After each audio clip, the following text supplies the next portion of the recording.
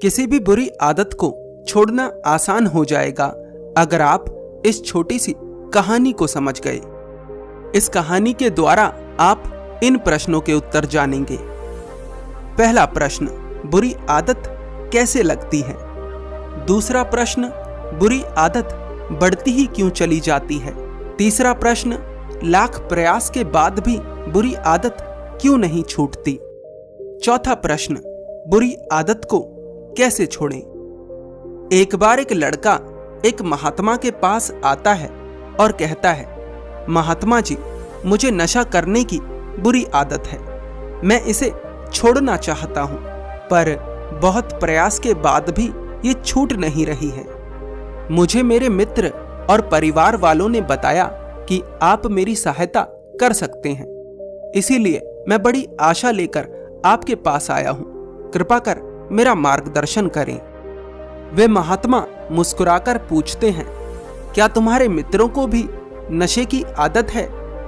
सुनीत कहता है, जी महात्मा जी, उस लड़के का नाम सुनीत था।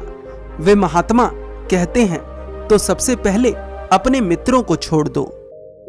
उन महात्मा की बात सुनकर सुनीत बड़ा चौंकता है और कहता है, परंतु महात्मा जी, मेरे नशे के पीछे मेरे मित्रों का क्या दोष?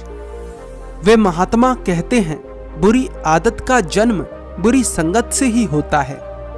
तुम्हारे मित्र तुम्हारी संगत हैं। जब तक तुम उनके साथ रहोगे, तुम्हारी बुरी आदतों का विकास होता रहेगा।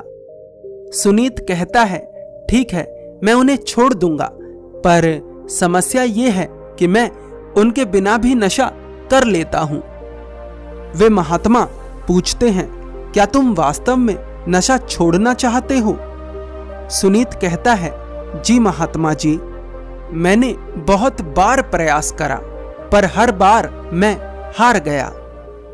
वे महात्मा कहते हैं, अगर तुम वास्तव में नशे से मुक्ति पाना चाहते हो तो मेरे प्रश्नों के उत्तर दो। सुनीत कहता है, पूछिए महात्मन। वे महात्मा कहते हैं, अगर तुम्हारे पैर में कांटा लग जाए तो तुम सबसे पहले क्या करोगे? सुनीत कहता है, महात्मन, मैं जल्दी से उस कांटे को निकालकर फेंक दूंगा, और यदि मेरे पास कोई कपड़ा होगा तो मैं अपने पैर पर पट्टी बांध लूंगा, जिससे कि और खून ना बहे। वे महात्मा कहते हैं, ठीक है, दूसरा प्रश्न, अगर तुम्हारे हाथ की एक उंगली सड़ जाए और वैद्य तुमसे कहे कि इस उंगली को कटवा लो, नहीं तो तुम्हारा पूरा हाथ सड़ जाएगा, तो क्या तुम उस उंगली को कटवा लोगे? सुनीत कहता है, जी महात्मन, मुझे ना चाहते हुए भी उस उंगली को कटवाना पड़ेगा। वे महात्मा पूछते हैं, तुम ऐसा क्यों कर पाओगे सुनीत? सुनीत कहता है, क्योंकि मुझे साफ दिख रहा है कि कांटा लगे रहने से और उंगली के सड़े रहने से मेरे साथ क्या हो सकता है। वे महात्मा कहते हैं, बस यही मैं तुम्हें समझाना चाहता हूं। जिस प्रकार तुमने कांटे को निकालकर फेंक दिया, जिस प्रकार तुम उंगली को कटवाने को तैयार हो गए, उसी प्रकार तुम्हें इसी क्षण अपनी बुरी आदत को त्यागना होगा। इसके अतिरिक्त कोई और तरीका नहीं है अपनी बुरी आदत से मुक्ति पाने का। कांटे का दर्द दिख रहा था, हाथ की सड़न दिख रही थी, लेकिन इस नशे के द्वारा जो तुम्हारे भीतर हो रहा है उसे तुम देखने में असमर्थ हो। इसी वजह से तुम इसे छोड़ नहीं पा रहे हो। किसी भी बुरी आदत को त्यागने का सिर्फ एक तरीका है, उसे तत्क्षण छोड़ दो। अगर आज नहीं छोड़ पाए तो कल छोड़ पाना असंभव है। संकल्प लो और छोड़ दो, जैसे कांटा निकालकर फेंका था, और अगर मुश्किल लगता है तो जूझते रहो। धीरे धीरे बुरी आदत को छोड़ने का कोई तरीका नहीं है, क्योंकि धीरे धीरे तो बुरी आदत का विकास हो रहा है। हर बीतते क्षण के साथ बुरी आदत मजबूत हो रही है। इसलिए अगर छोड़ना चाहते हो तो आज और अभी छोड़ दो। उस लड़के को तो उन महात्मा की बात समझ आ जाती है, पता नहीं उसके बाद वह अपनी बुरी आदत को छोड़ पाता है या नहीं, लेकिन तरीका यही है। इस कहानी से हमें 4 प्रश्नों के उत्तर मिलते हैं।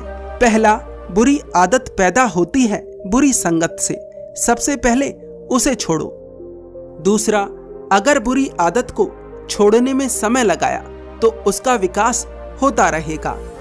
तीसरा, बार बार प्रयास के बाद भी बुरी आदत इसलिए नहीं छूट रही क्योंकि आप उसे धीरे धीरे करके छोड़ना चाहते हैं, ऐसा कर पाना संभव नहीं। चौथा, अगर छूटेगी तो अभी और इसी क्षण छूटेगी।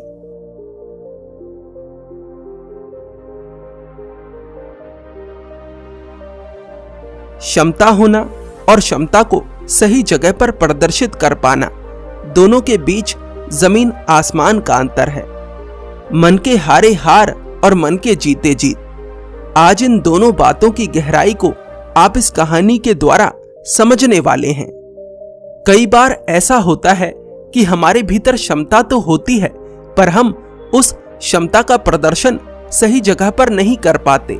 हम उस क्षमता का प्रदर्शन उस जगह पर नहीं कर पाते जहां उसकी आवश्यकता है, जिसके कारण हमें वो सम्मान नहीं मिलता जो हमारा अधिकार है। बहुत सी तीरंदाजी प्रतियोगिताएं जीतने के बाद एक नौजवान खुद को सबसे बड़ा धनुर्धर समझने लगा। वह जहां भी जाता लोगों को चुनौती देता और उन्हें हराकर उनका मजाक उड़ाता। एक बार उसने एक प्रसिद्ध जैन मास्टर को चुनौती देने का फैसला किया और सुबह सुबह पहाड़ों के बीच उनके मठ पर पहुंचा। मास्टर, मैं आपको तीरंदाजी की चुनौती देता हूं, नवयुवक बोला। मास्टर ने चुनौती स्वीकार ली और मुकाबला शुरू हुआ। उस नवयुवक ने पहले प्रयास में ही लक्ष्य के बीचों बीच निशाना लगा डाला और दूसरे प्रयास में उस तीर को ही भेद डाला जो पहले से लक्ष्य में लगा हुआ था। वह नौजवान मुस्कुराया और बोला, बोलो मास्टर, क्या आप मेरी तरह इस लक्ष्य को भेद कर सकते हो? और अगर नहीं कर सकते तो अपनी हार स्वीकार लो। उस नौजवान का घमंड साफ झलक रहा था। मास्टर बोले, पुत्र मेरे पीछे आओ। मास्टर चलते चलते एक खतरनाक खाई के पास पहुंच गए। वह नौजवान देखकर घबराया और बोला, मास्टर आप मुझे कहां ले जा रहे हैं? मास्टर बोले, बस थोड़ी सी दूर और, हम बस पहुंचने वाले हैं। आओ इस पुल पर चलते हैं, हमें इस पुल के बीचों बीच जाना है। उस खाई के दोनों तरफ 2 पहाड़ थे जो कि एक लकड़ी के पुल के द्वारा एक दूसरे से जुड़े हुए थे। ये लकड़ी का पुल एकदम जर्जर था और कभी भी टूट सकता था। नवयुवक पुल को देखकर घबराया, पर अपने अहंकार के चलते वह डरते डरते उस पुल के बीचों बीच पहुंच गया। मास्टर ने कमान से तीर निकाला और एक पेड़ पर निशाना लगा दिया और निशाना लगाने के बाद नवयुवक से कहा, अब तुम भी इस पेड़ पर निशाना लगाकर दिखाओ। नवयुवक कंपित था, भयभीत था। बाहर से तो उसने खुद को संभाल रखा था, लेकिन भीतर से वह कांप रहा था। उसने डरते डरते अपनी कमान से तीर निकाला और तीर चलाया। तीर उस पेड़ के आसपास भी नहीं गिरा और उसका निशाना चूक गया। वह नौजवान बहुत निराश हुआ।